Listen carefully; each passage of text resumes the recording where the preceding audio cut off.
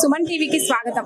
ప్రతి సంవత్సరం కూడా అయ్యప్ప స్వామిల దీక్ష 41 రోజులు మండల వారీగా దీక్ష పడుతూ ఉంటారు ఎంతో మంది భక్తులు. అయితే ఈ రోజు మనము ములుగు రోడ్లోని హరిహర క్షేత్రం అయ్యప్ప స్వామి దేవాలయం దగ్గర ఉన్నాం. 40 సంవత్సరాల క్రితము అయ్యప్ప స్వామిని ఇక్కడ విగ్రహ రూపంలో ప్రతిష్టాపించారు. అయితే అప్పటి నుంచి కూడా ప్రతి సంవత్సరం ఇక్కడ భక్తులు తండోపతండాలుగా వచ్చి ఈ 41 రోజులు పూజలు జరుపుతుంటారు. అదే సందర్భంగా ఈ 40 సంవత్సరాలు పూర్తయిన సందర్భంగా ఈ రోజున సోమవారం రోజు అయ్యప్ప స్వామి విగ్రహానికి మళ్ళీ తిరిగి అంతే పూర్వ వైభవం రావాలనే ఉద్దేశంతో భక్తులందరూ కలిసి సహస్ర కలశాభిషేకాన్ని నిర్వహిస్తున్నారు. ఇక్కడ మనం చూడొచ్చు, పొద్దున్న నుంచే కూడా భక్తులు తండోపతండాలుగా తరలి వస్తున్నారు. అయితే ఇక్కడ ప్రత్యేకత ఏంటంటే మకర సంక్రాంతి రోజు మనకు శబరిమలలో ఏ విధంగా అయితే జ్యోతి దర్శనం ఇస్తుందో ఇక్కడ మనకి ములుగు రోడ్ లో ఉన్న హరిహర క్షేత్రం దగ్గర కూడా అలాగే మనకి జ్యోతి దర్శనం అనేది జరుగుతూ ఉంటుంది. ఇది మనకి ఇక్కడ ఉన్న గొప్పతనం అనేది చెప్పాలి. ప్రతి సంవత్సరం కూడా ఇది ఇక్కడ పెద్ద ఎత్తున జరుపుతూ ఉంటారు. అయితే లోపల సహస్రాభిషేకం జరుగుతుంది, రండి చూద్దాం.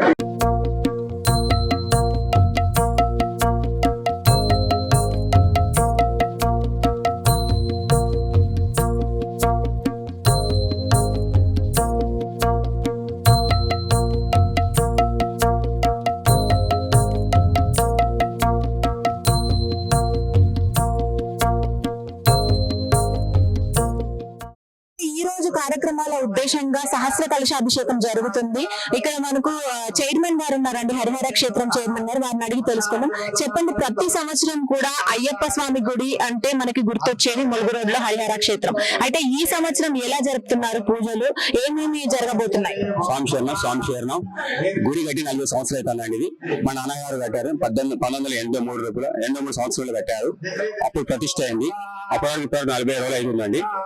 ఈ రోజు విశేషం ఏంటంటే 1008 కలశాలు పెట్టి విశేష సహస్ర కలశాభిషేకం అవుతుంది.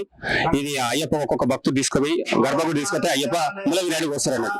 ఈ మూల వినాయకుడు గుడి పవర్, గుడి శక్తి పెరుగుతున్నట్టు, విగ్రహం యొక్క పవర్ పెరుగుతున్నారు. దీనివల్ల ఇది ప్రతి 40 సంవత్సరాలు వస్తారు కాదు, మనం కట్టి 20 కింద చూసాం. మరి ఇప్పుడు 20 సంవత్సరాలు తర్వాత చేస్తున్నాం. ఇప్పుడు 20 సంవత్సరాలు చేయబట్టి తర్వాత మనం ఇప్పుడు చేయబడుతున్నాం. కాబట్టి ఇప్పుడు చాలా మంది భక్తులు టికెట్లు అమ్ముడు పోయినాయి.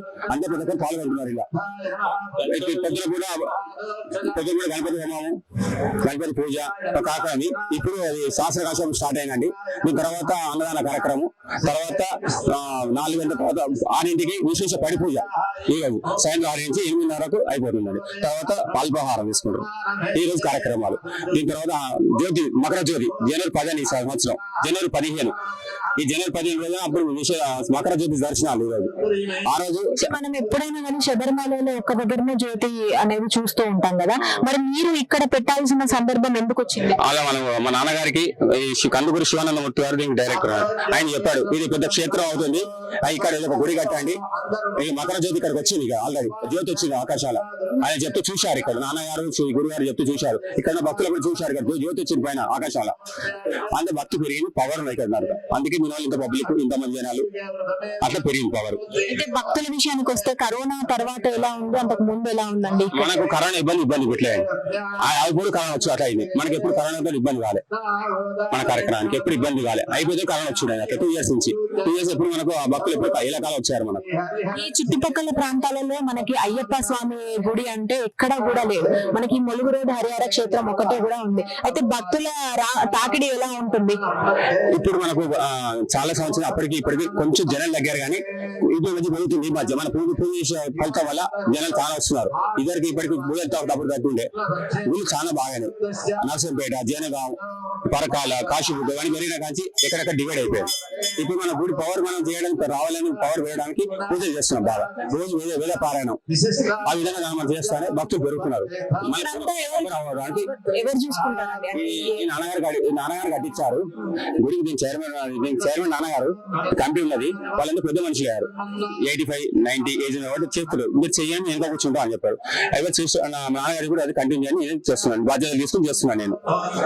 సంతోషం. సంతోషం అండి. మీకు కూడా థ్యాంక్ యూ సో మచ్. చూస్తున్నారు కదా, ఈ రోజు సహస్ర కలశాభిషేకం పురస్కరించుకొని ఇక్కడికి భక్తులు పెద్ద ఎత్తున వస్తూనే ఉన్నారు. ఉదయం నుంచే ఇక్కడ కోలాహలము మొదలైందనే చెప్పాలి. అయితే స్వామియే శరణమయ్యప్ప అంటూ ఇక్కడ నినాదాలు మొదలయ్యాయి. భక్తులు కూడా పెద్ద ఎత్తున ఆ సహస్ర కలశాభిషేకంలో పాల్గొనడానికి మొగ్గు చూపుతున్నారు. ఇక్కడ మనతో పాటు కొంతమంది స్వామి మాల దీక్ష ఉన్న భక్తులు ఉన్నారండి, వారిని అడిగి తెలుసుకుందాం. చెప్పండి, మీరు ప్రతి సంవత్సరం ఇక్కడికి వస్తుంటారు? స్వామి శరణం అయ్యప్ప.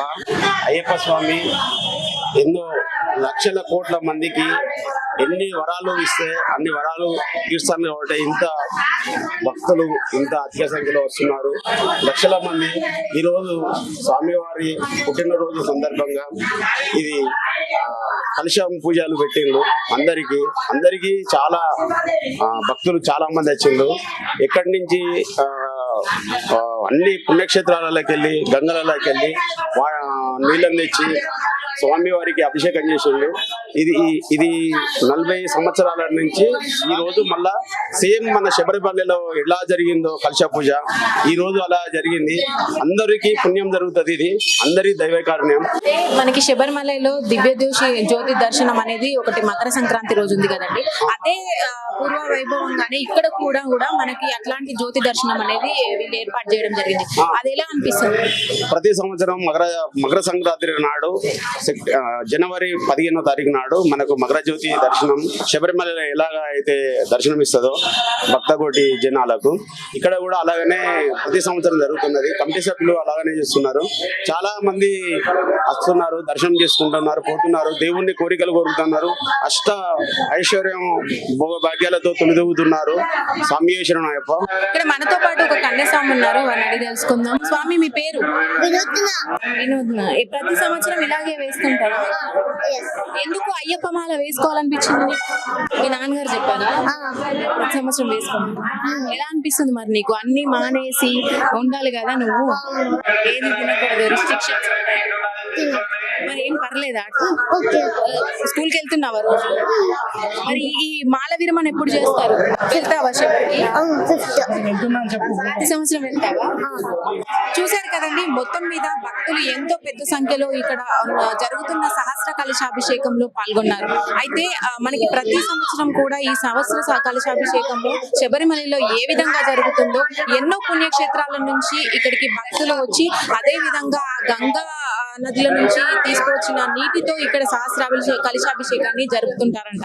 అయితే మహాబడి పూజ కూడా ఈ రోజు సాయంత్రము ఇక్కడ ఉన్న ధర్మకర్తల ఆధ్వర్యంలో జరగబోతుందని చెప్తున్నారు. అయితే మకర సంక్రాంతి రోజు ఉండే ఈ జ్యోతి దర్శనాన్ని కూడా ఇక్కడ ఉండే భక్తులు కానీ మాలలో ఉన్న భక్తులు కానీ తిలకించి చాలా పుణ్యం దక్కున్నట్టుగా భావిస్తూ ఉంటారు.